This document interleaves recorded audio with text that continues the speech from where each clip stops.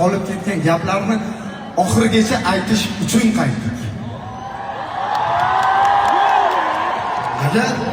Agar bugun sizning ham qandaydir xotiralaringiz bo'lsa, yurakda qolib ketgan qandaydir gaplar bo'lsa, bugungi kechamiz sizlar uchun.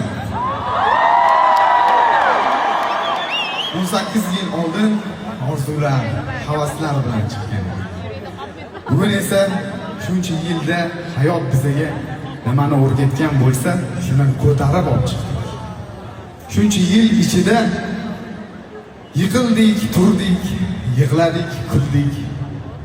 Hattoki eng yaqin do'stimiz, qadrdonimizni yerga topshirdik.